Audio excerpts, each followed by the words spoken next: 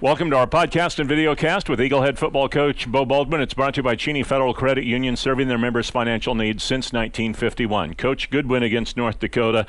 It was a ball game you probably needed to have, just as far as, you guys did a good job in the first half, and it was essentially over at halftime. Yeah, it was. It was an opportunity to play. You like to, you don't find very many of them in a season because you play in such a tough conference. Every game's a battle. But the rare times when you are able to get a ball game in which you're in control of it, you're in control of it in all facets, offense, defense, special teams, it allows for you to even work on your depth that much more, play some guys late in the ball game, and also build some confidence late in the year. And I think I think there were a lot of areas on this team where some confidence was, we were continuing to grow as a team late in the year, and I loved seeing that. You knew it was going to be tough to run the ball against these guys. It was tough to run the ball against these guys, but you were able to hit a couple of big pass plays, which helped open things up. It did, and I thought it would be tough. I still feel like we could have been even better running the football. I do, but we stuck with it, and even some of the grinding runs, we still knew those were important to help set up some of the passes,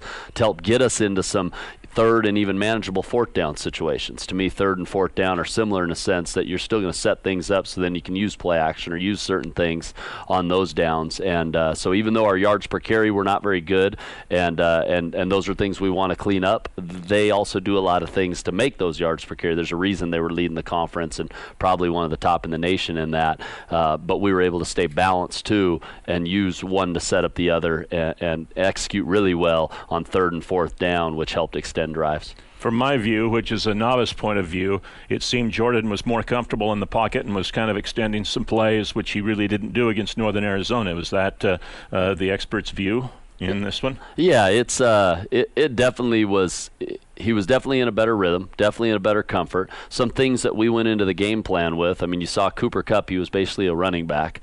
8 of his 9 catches were behind the line of scrimmage. So we did things to maybe take some of the pressure from reading downfield stuff off of a young quarterback and mix in run game with quick screens, get it to guys in space. But then he was called upon also to, huge third down right away on the first drive on 3rd and 9. Does a great job hitting Kendrick up the sideline. Huge third down to Shaq. Maybe it wasn't as big because the game was out of hand, but 3rd and 15, throws a 20-yard out.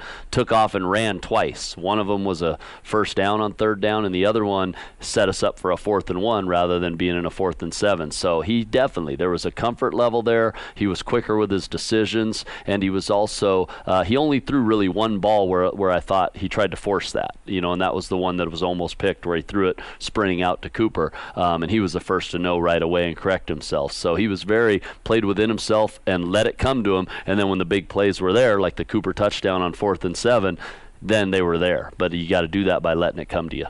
For all the critics on the 4th and 3 or 4th and 4 play against against Northern Arizona, 3 out of 3 against North Dakota on 3rd down, and at least 2 of them were long. The Cooper touchdown, and I think he had one other play on 4th down that was a good passing gain. Yeah, we ended up 4 of 4 on 4th, but either way, but no, I know it was they executed really well on 4th down, and that's been something. Again, we still kick 2 field goals, but then you're in those certain areas where you feel like this is an advantage.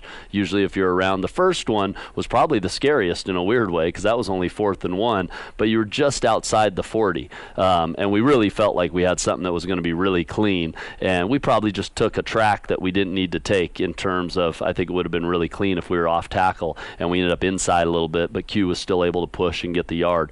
The other ones, we were in that area between the 30 and 40 when we took those shots, and those are just weird spots to try and punt. They're definitely weird spots to try and kick a 50-plus yard field goal unless you have that type of guy, and we're at a level on the year where we're almost 70% on those situations, so I think it's continuing to be something. It's a mindset and an attitude of our team, and they responded well in terms of those situations on Saturday. Going back to that first 4th and 1 with Quincy, how important was that in the game? Because it was still 0-0 at that point. If they get the stop, maybe they start feeling good about themselves, giving themselves a little momentum going into their first offensive possession. No question, it was important, and as a coach, you're feeling like, man, that was a little closer than you would have hoped, and there were certain. We came back and ran the play later, and he almost scores on it, just by keeping it a little bit wider, but But yeah, that was big, and that is. It can be a game of inches. There can be certain momentum that happens at any time during the game that can kind of offset how the rest of the game goes. But at the same time, had we not gotten that, our defense would have still stormed the field, would have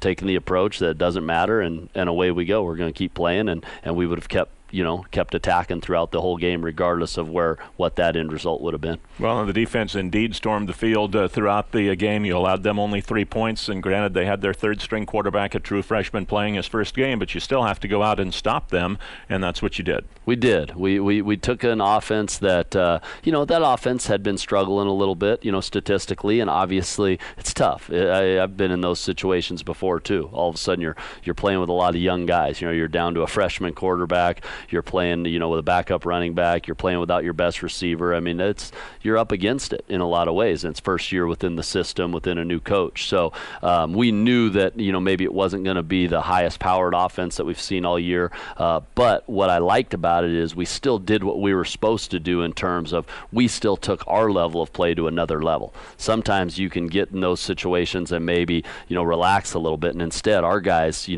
kept taking, what are we going to do? What's our product? What's our standard as an offense, as a defense, as a special teams? And in this case, as a defense, what's our standard? And I thought we took that to another level and really played really well against, their offense, even if they are in a situation where it's a little tougher for them moving the ball. Looked like for the most part you came out of it okay health-wise. Forte rolled an ankle in the first half, but he looked like he could have come back in had he needed to. I saw Boatwright with a brace on his right knee. Anything else happen of note in that game? No, I think we're in a good spot with both Boatwright and Forte. I think they're fine, and we did. We came out of it. I felt like very healthy. So it's I think we're in a good spot to possibly get another guy or two back this week, and and continue. I think that depth has allowed us to continue to win ball games and in a good spot, but also it's allowed us to, certain guys can end up healing up. Well, we'll come back to that guy or two here in a minute or two, but let's talk about Montana, because this is obviously a huge rivalry game. But not only that, it's senior day, and so it's the last guaranteed home game for a group of seniors who have been stalwarts in this program. Yeah, it's and they deserve whatever game this is, obviously Montana game, it adds to that. But these 20 guys that we'll end up honoring on Saturday, I mean, they've gone through a lot of stuff, and they've put in a lot of time and work to help get this program to where it is today. They're a huge part of the culture and the mindset, and when it's all said and done, they have a chance to to again put together a 4-year span that is going to be tough to be touched by other 4-year spans, that 5-year span if you count guys redshirts. So it's a special group, and excited for them to run out on the field on senior day. Offensively, they still have Jordan Johnson at quarterback. They still have Van and Canada at running back, so they've got a lot of weapons there, but they are missing Ellis Henderson, who's out for the year, who was a big play wide receiver, and they had to replace a lot on the offensive line. And has that kind of been their struggle this year, the offensive line a little bit, or has it been the loss of that big play home run guy, Henderson? I think maybe a little bit of both, but at the same time, I mean, it's a fine line between truly struggling and just being right there on the cusp of getting over some humps. And we've all been there as coaches. They have the tools. They have the mindset. They have a great scheme in what they do. They have a great quarterback. I think they have very good, they have a great quarterback. I mean, he's, like I said, he's an all-league push for All-American in certain years, for what he's capable of doing. Their running backs are extremely good. And, in Canada, I think, is a little underrated, but he's consistently been great year in and year out. And Van's a home run hitter. He can go play back. He can go outside. And the rest of the receiving core, even without Henderson, yes, it hurts you a little bit losing the big play, but they're very good players. They make a lot of contested catches too. That's one of the things they do really well. So it's one of those deals where you don't want them to, get over that hump and put it all together against you, because they have it to do that. If you take stats out of it and I'm just watching film, that is a great offense, very well coached. Just a few times they haven't been able to put the numbers they would like to, and sometimes that's offensive football, and I've been down that road as well. So we're very cautious of what they bring to the table, so to speak. They're going to be one of the better offensive units that we face all year in our conference, and we expect it's going to be an absolutely tough battle. Last question, getting back to that statement a little bit ago. Might get one or two guys back. Could one of those guys be number 3? It's one of those deals where we have to watch practice all week. And I really believe it's going to be a game time decision because, today I have no idea. I mean, the guy didn't suit up 2 days ago, in Vernon. So it's one of those things where day to day we're going to see how it looks, what's going on. The doctor's obviously going to, give his, blessing or not, and say that. So for us, it's going to be a deal where they both, we'll see, even if he practices. I don't even know that. So we'll see what happens during the week, but it won't be a decision that we make until all the way up till game time with that one. Where there's some other guys I was really referring to, like a Tanani and some other guys that I believe, I know will be back tomorrow. So, but with the Vernon piece, we'll get a feel. So. All right, good enough. Thanks, Coach. We appreciate your time. All right, thank you. You betcha. That's head coach Beau Baldwin in this week's podcast and videocast here on GoEags.com, brought to you by Cheney Federal Credit Union.